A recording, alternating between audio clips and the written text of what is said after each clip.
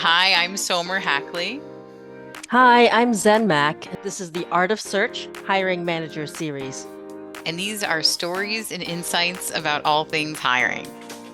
All right, so Zen Mac, and I'm going to use your full name today.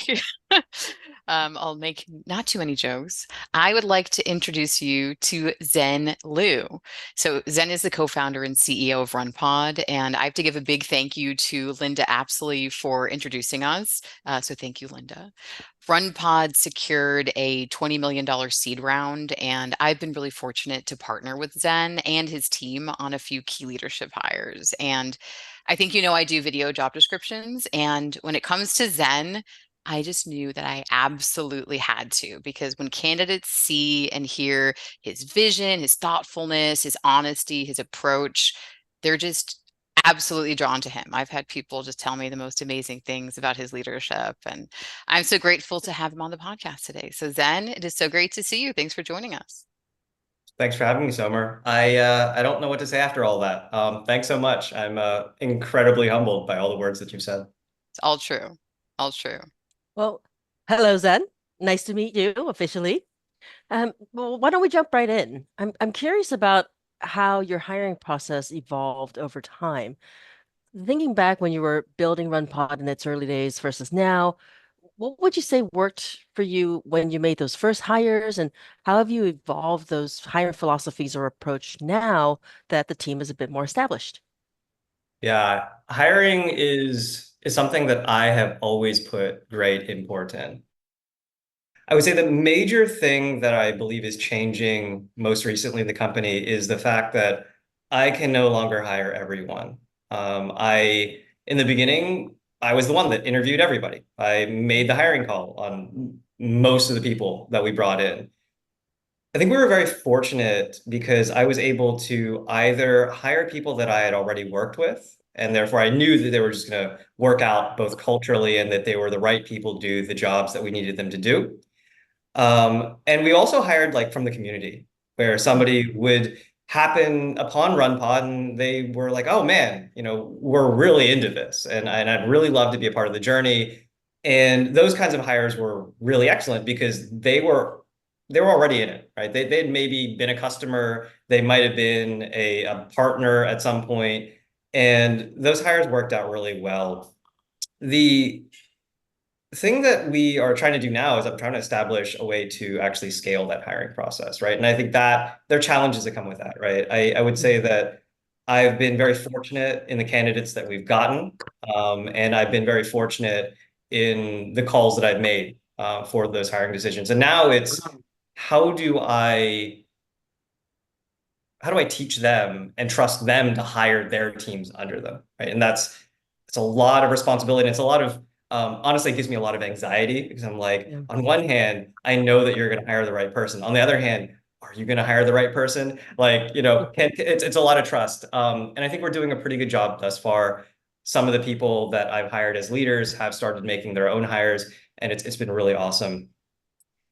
The other thing that's changed a lot is how we go about hiring. In the beginning, it was more of a vibes and passion and culture thing where it's like, Mhm. oh wow, you're awesome. And you're really smart and you're good at things. I don't quite know what things yet, but like we need to do things. So like, why don't you come work for RunPod and we'll do great things together? That works really well when you're a small, close-knit team.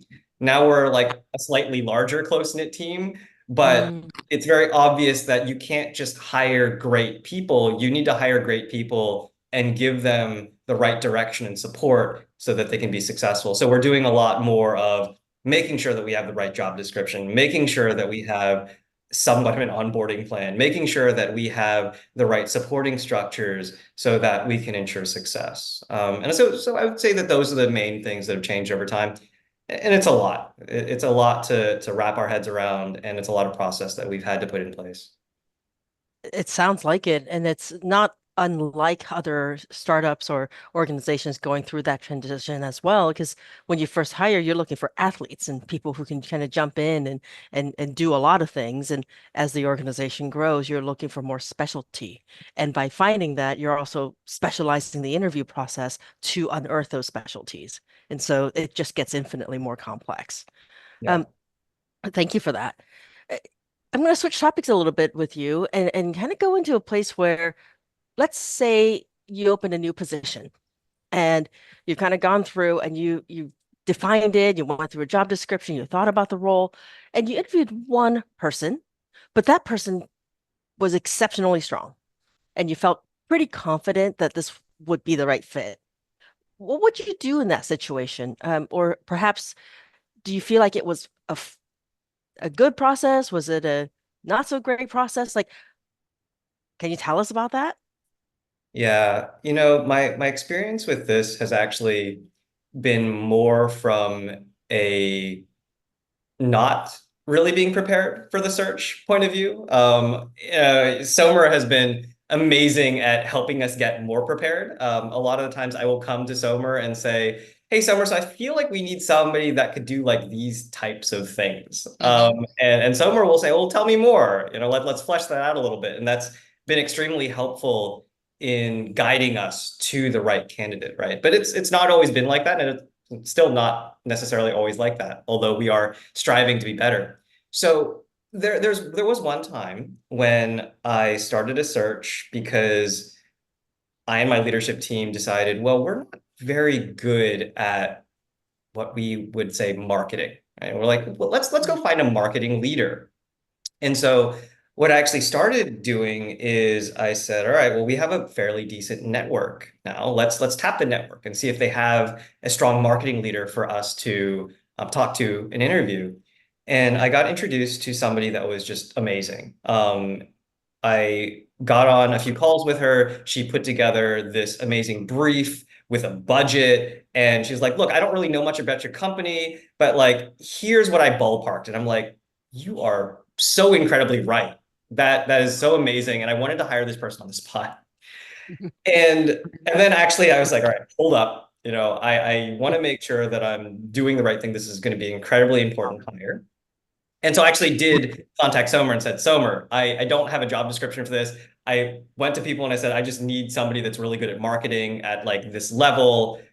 Why don't you help me out by running like a really short search on this? And what we discovered actually over the course of a few iterations and over the course of a few iterations of candidates was that what the company needed was not just general marketing, it was more in the realm of developer relations. And it was something that I Mm, hadn't really spent a ton of time thinking about.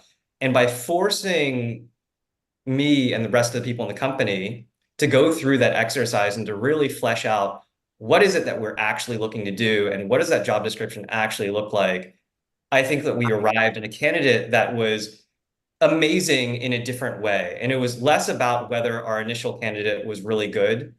It was mm, more about what did the company need at the time. And so I was really glad that I went through that exercise. Now, another time, and this was more recently, I actually went in completely in an opposite direction where I had a conversation with somebody and they recommended that I talk to one of their contacts. And I said, describe this person to me. And they said, well, they want to be doing these types of things. These are their career aspirations. And I'm like, I'm not really in the market for that. He's like, just believe me, just talk to this person. Even if you don't hire them, it'll be a really good conversation to have. And so I talked to the person and we have a few conversations. And by the end, I'm like, I think I actually really do need this person. And their skill set actually aligns with exactly what I've been looking for quite a while. And I was actually able to build some really strong conviction to hire this person. I did not do a search. It was quite a lot of interviews, actually. mm, And the first couple of conversations really weren't interviews. They were just feeling each other out and like figuring out what it was that we were actually looking for and building conviction that not only was this a very, very strong candidate, but that they really, really fit into our current needs as a company. mhm, And so really what it tells me is that it had a lot more to do with RunPod, my company, my team, and our our input in terms of time and thought. I had already spent a long time thinking about like what we needed for this latest position. I hadn't written it down, but it was really going through the due diligence of just making sure that it was a fit. because like no matter what you do, right, you can run a legitimate search, but if you don't really do the work in Yeah. putting together like what is this person actually coming to your company to accomplish and how are you going to make sure that they're successful, then it's just not going to be successful. So I've been in this kind of both ways, and I would like to think we've been pretty successful with it. Yeah, you reminded me of an axiom in recruiting, which is, and somewhere you'll appreciate this, people hire people. Mm-hmm. Full stop, right? And it's interesting, or I shouldn't say interesting. It's great to hear that once you met somebody and you really felt like there was a common ground, that you were very thoughtful about what this person can bring and also what your organization can do with this person, and really crafting that opportunity together. So that's really great to hear. Last question, I promise. Um, Suppose you had your top candidates, you're running through a search, you did all the job descriptions, you did the thoughtful things, and you get through all the way to the end stage where you're ready to make an offer to the candidate, your top one, and the person comes back and says, "Oh, actually, my compensation requirement is now this," which is significantly higher and perhaps skyrocketed way past expectations. What would you do in that situation? Yeah, I would say that my answer is actually similar to what I would do if somebody comes out and says something just incredibly unexpected in general, right? Mm, And one thing that actually Linda related to me as advice, right? When just being a leader and dealing with people is as much as you can, always take the most respectful interpretation of events. mm, And so what I generally try to do is I take a step back and I ask myself, okay, well, why would I have said something like this? And really have a conversation digging into, okay, well, how did we get here, right? Was it that I believed that this person was not being genuine with me and they were trying to kind of manipulate me into giving them an offer? And if that's the case, then I mean, that's a breach of trust, right? And I might not go through with it. If it was a miscommunication and that, we could get over that, I'm a lot more okay with that. But as far as in the context of making a job offer, my philosophy is that where we are right now, being an early stage startup, it's more about the qualitative impact that people have, especially if I'm trying to hire a leader, right? And so I really try to go out of my way to accommodate a fair compensation approach where it's less about a conversation of like, oh, what is this person worth? Because in my opinion, like all of my people are priceless, right? mm, I would pay them. And it's funny because I have a conversation with people I'm like, I would pay you $1 million a year if I could. Like, for me, like that, the incentive would be there because I want you to stick around. I don't want you to have to worry about money. I want you to do your best work and I want you to feel valued. But the reality is, like, I actually do have a board. I have responsibilities to mm, the company. And if you're going to join us and you're going to be kind of hitching your star with ours, then you probably shouldn't be okay with that either, right? Because if we're paying you $1 million, we're not going to be around very much longer because we're doing irresponsible things.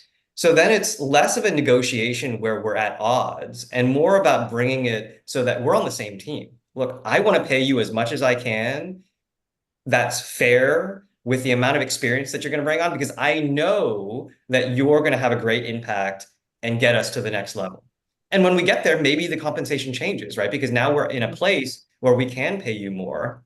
And so that's when things like, equity and, other levers that you can pull come in. And it really is just about how do we get to a place where both parties feel comfortable and respected and then move on from there. I love that. I don't even know where to begin, but I'll sum it all up with the the the powerful statement of being on the same team.